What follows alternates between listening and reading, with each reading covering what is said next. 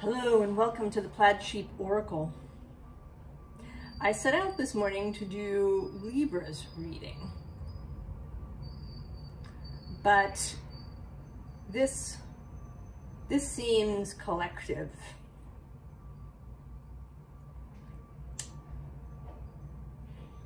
So that's how I'm doing it.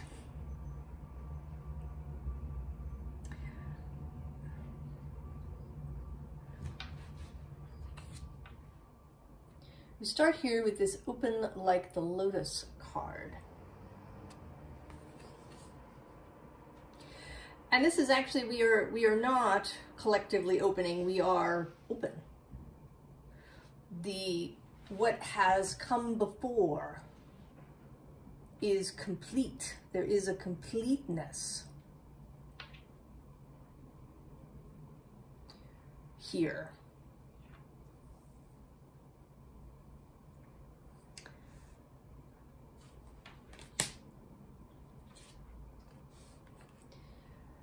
And then we have this Secret of Camelot card. I had it, again, also intended to just take one card, but then I pulled two. Now this says the authority of spirit, but it isn't really about that. It's about this, right? We're leaving.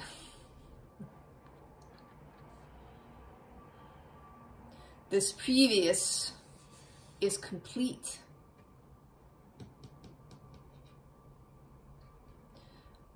And then there is this new that is coming to be here in the distance, what we are heading towards. But it seems that we're a little stuck.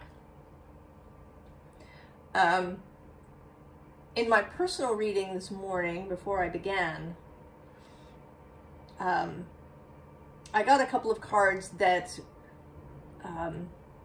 what they conveyed to me was somebody inducing labor. So the baby is way overdue, and we are inducing labor so that the baby can be born.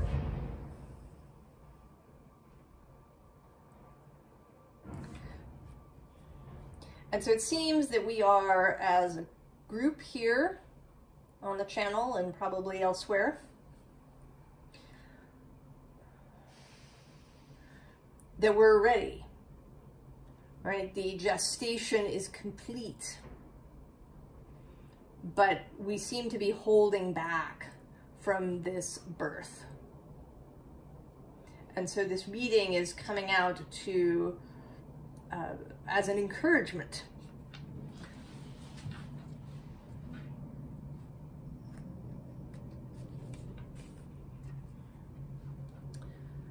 We have here the Three of Pentacles. And she's got this ball of light happening.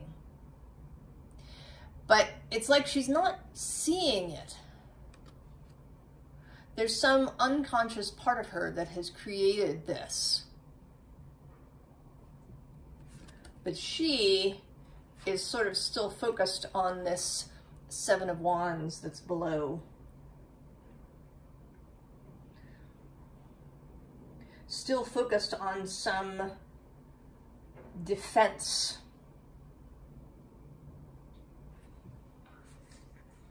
And below that is the Nine of Wands. So I don't know if we're perhaps we are still focused, right, on everything that it took to complete this. On all that went before. That we're still focused in this past place.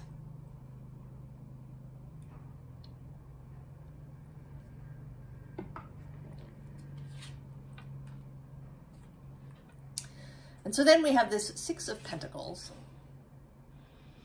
And this seems like our wider self. She's here, she's kind of breaking the fourth wall, staring into the reading,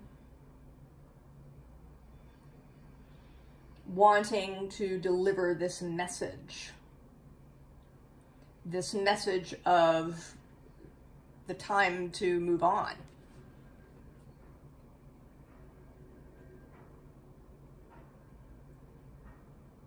And it's interesting because she does have these scales in the background, that this was originally intended as the Libra reading. And I've been having this sense of, right, this tipping of the scales happening.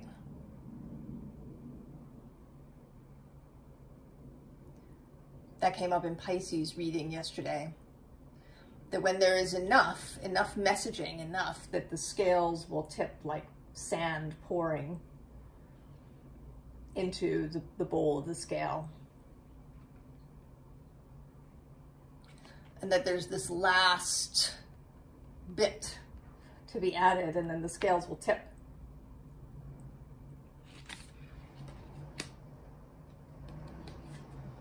All right, and here we are in this Nine of Swords. It's kind of just 5 more minutes. Like we've been hitting the snooze button to return to the dream from which we're awakening.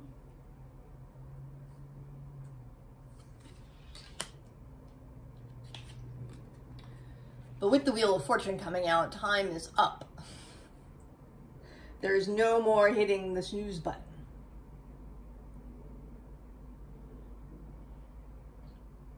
Time is up.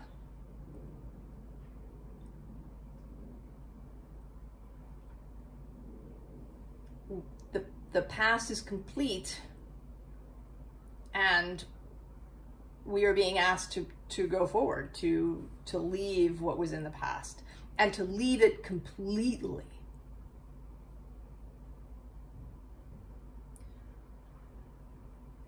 To walk away completely. To not dwell in the past at all. And this seems, I don't know, this seems somehow really, that it really wants to be emphasized. To not even think about pleasant memories. To really just set it aside completely.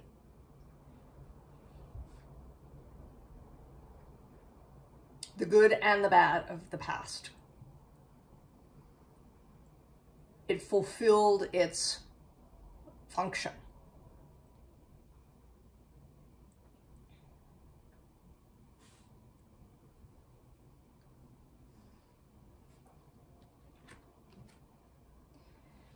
And maybe that's what's holding us up with this Five of Wands. You know, these two people who've, right, maybe they seem like they've broken up.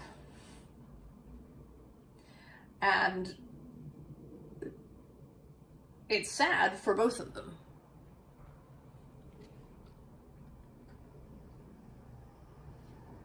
And it's almost like they're both hanging out there, not wanting entirely to leave, even though they know that it's the right thing to do. That this relationship, this connection, is no longer the right thing. It's no longer appropriate. And everything that it was valuable.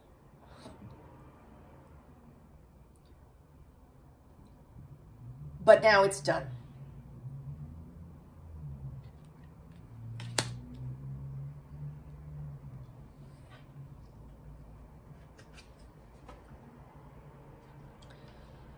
And then we have this Three of Cups. And often the Three of Cups for me is a united will, right? All the inner parts of ourselves facing in the same direction.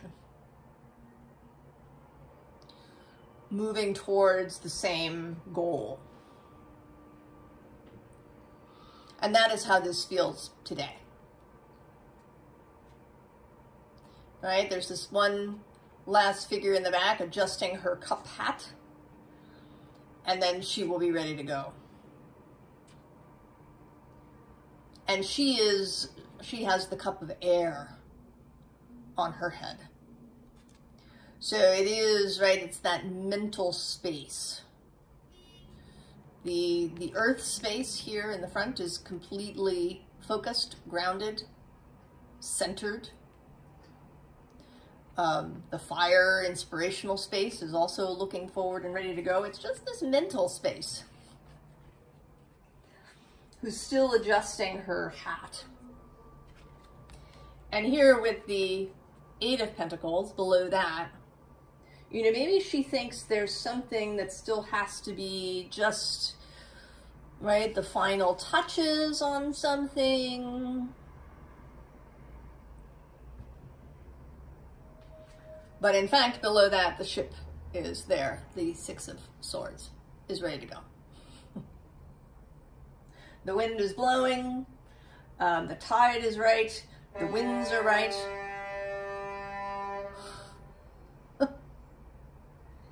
The horn has blown.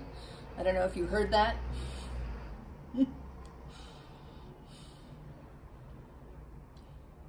Time to go. And actually at the bottom is this Queen of Pentacles, right? She too is ready to go. She's got her pentacle complete. Boom. Finished. Ready to go. And then in the row, as if we, just in case we weren't sure, we have the Ten of Pentacles and the Ten of Cups, and in between them, the Ace of Wands. Now, she's looking at it like she's not quite sure what to do with it. She looks also almost a little bit surprised that she has it. And that these leaves are sprouting from it. That it's ready to go. She's a little bit deer in the headlights maybe, but it is ready to go.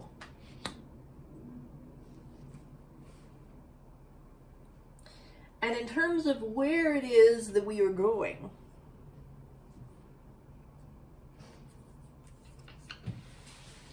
well, first I'm going to, at the bottom of this deck is trust the timing. And when I laid out the reading, and as I was about to turn the cards over, it was 11:11 a.m. this morning. It took me a little while to sort of sit here with the reading, almost half an hour. But when I turned the cards over, it was 11:11.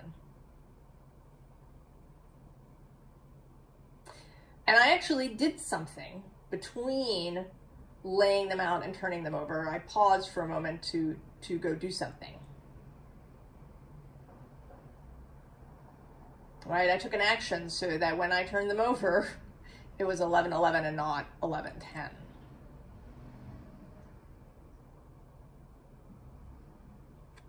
Trust the timing. So we have here this Waite card. And below it is this earth pulsing. But then the first card in the row is this let it rain.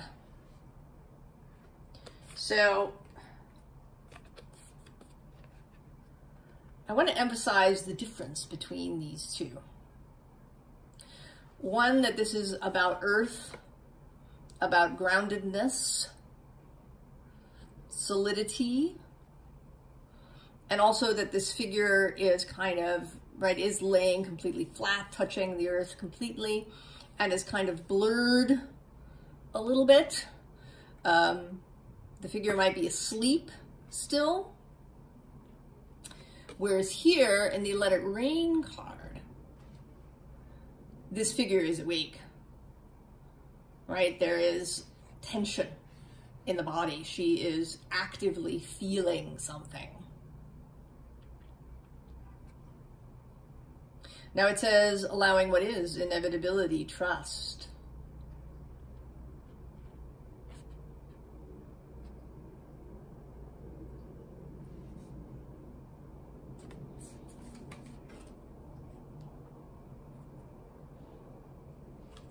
And there's the watery nature of this. Both that there is a greater movement because there is water. This idea of rain, of incoming energy, of incoming information. And then this idea of inevitability. Right, the wheel turning.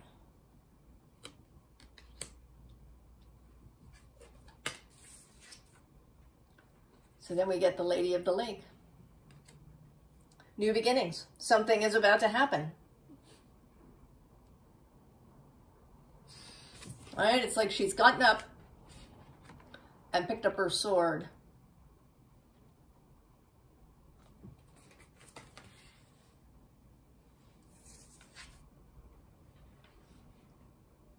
And then we have Star Family.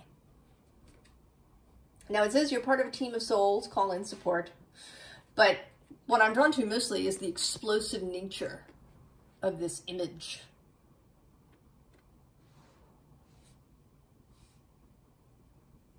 And the collective nature.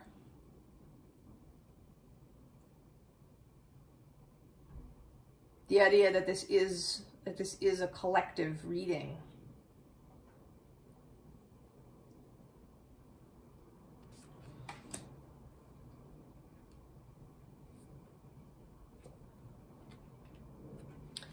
So we have here the Six of Cups, yeah, the past, what we've been learning. And actually below that is this Five of Sacred Circles.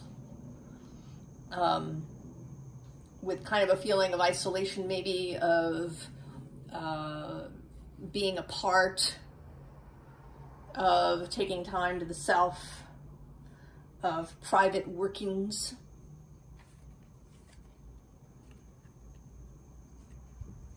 And here too, with all the candles, right, this working has gone on late into the night. Maybe later than was wise.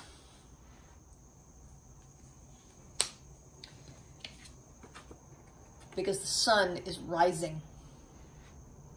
The dawn is here. And we're a little bit hungover. We're a little bit hungover.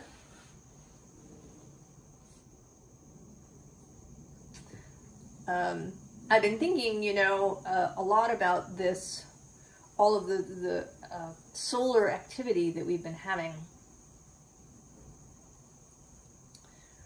That it came sort of earlier than was expected. Although sometimes it does. It isn't always 11 years. Sometimes it's less.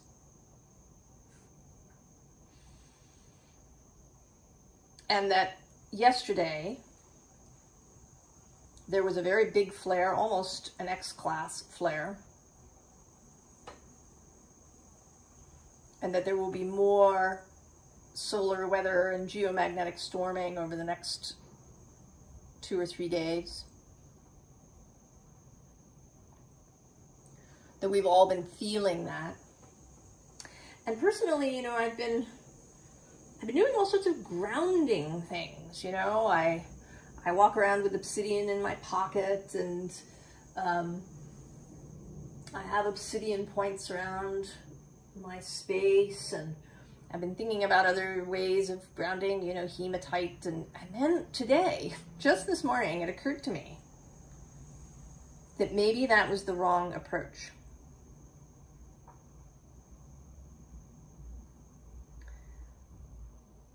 That maybe I want amplifying stones. Citrine, apophyllite, this honeybee jasper,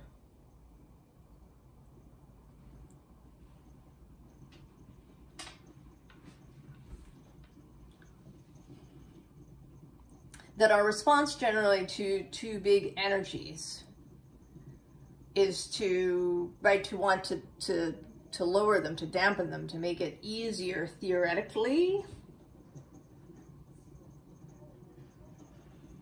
but that maybe that is not the way.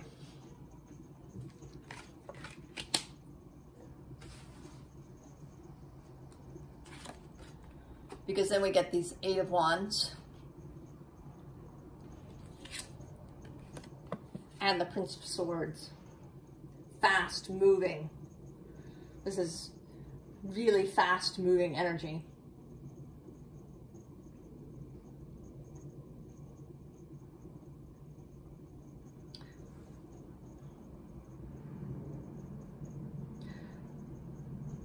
And I also, just now in my head, I was thinking about some herbal principles that we talk about if you study herbalism, that you want to support the body's processes. So for example, when you have a fever, the fever is there for purpose, and you want to support the fever. So you may take warming herbs like ginger. And then when the fever breaks, you want to support that with something like linden, which is a diaphoretic herb that helps the body to sweat and lose heat when it's ready to do that.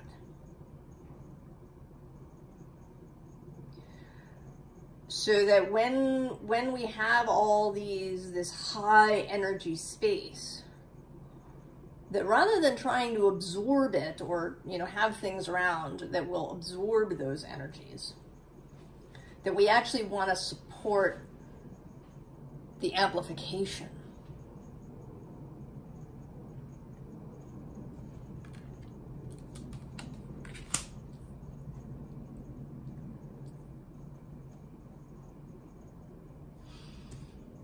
So in advice,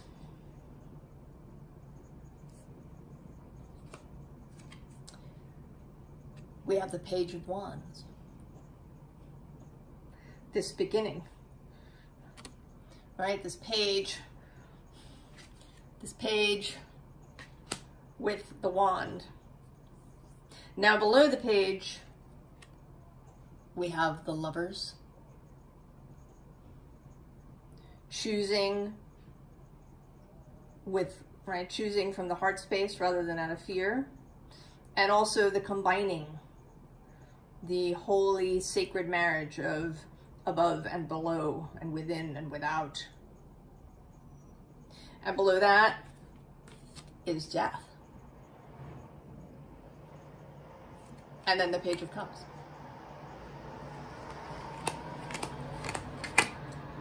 So there's all this new energy. And at the bottom, the Six of Pentacles revisits us again. Wanting, right, to tip the scales. The scales are tipping. Ten of Cups, again, we are complete. There's nothing that remains to be done from the past. It's finished. The sun has risen, it's on a new day.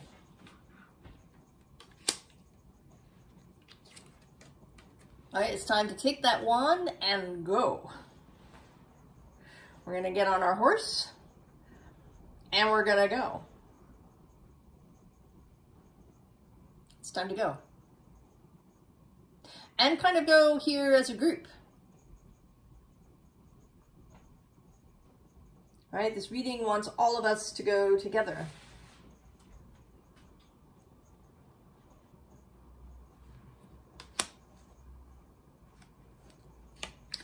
And we're going to ride right through two things. We're going to ride right through this garden, where maybe we've spent a lot of, perhaps really happy times here in this garden on our own, doing our thing.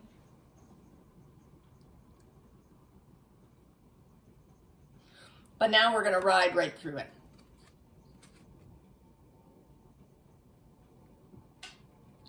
Because it's no longer appropriate to stay there.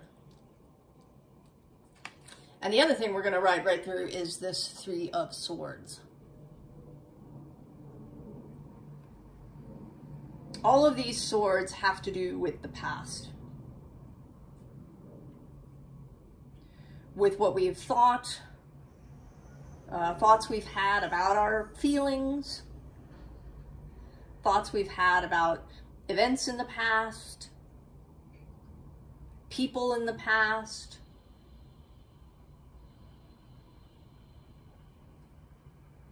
We're going to ride right through it and into the Wheel of Fortune.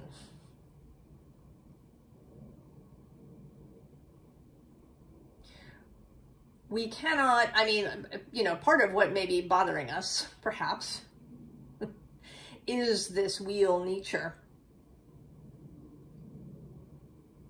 That we cannot see what is coming.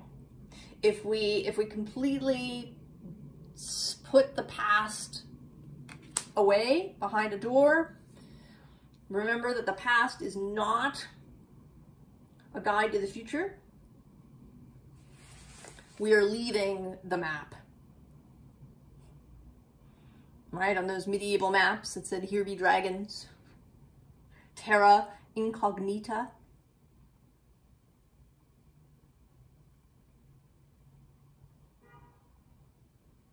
And that, right, it wants to be exciting, right? This new dawn, this incoming energy that has never been before in our lifetime, at least.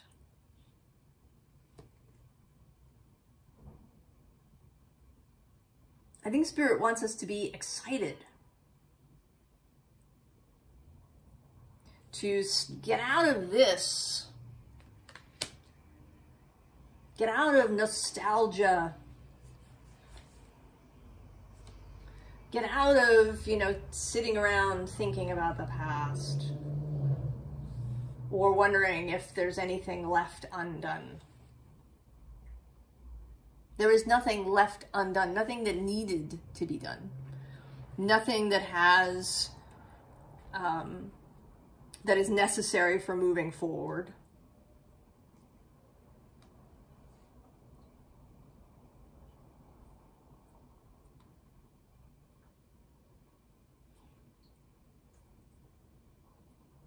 There are 5 10s on the table. There's the first wheel, these 2 10s, the 10 of Cups, and then the wheel again. And we also have 3 9s.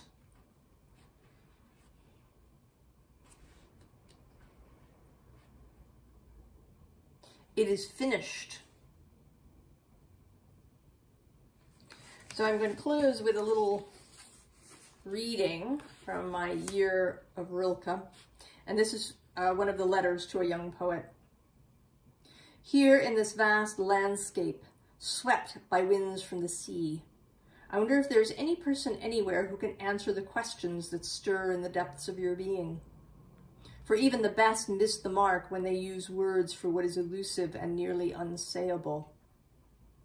But nonetheless, I believe you are not left without a solution if you turn to things like those that are refreshing my eyes. If you ally yourself with nature, with her sheer existence, with the small things that others overlook and that so suddenly can become huge and immeasurable. If you have this love for what is plain and try very simply as one who serves to win the confidence of what seems poor, then everything will become easier for you, more coherent and somehow more reconciling. Perhaps not in your conscious mind, but in your innermost awareness. So the answers are not in the past.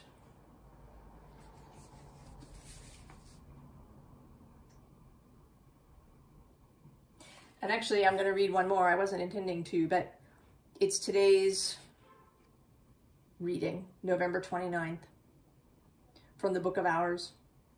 All creation holds its breath, listening within me, because to hear you, I keep silent. At my senses' horizon, you appear hesitantly like scattered islands. Yet standing here, peering out, I'm all the time seen by you. And the Book of Hours is poems to God.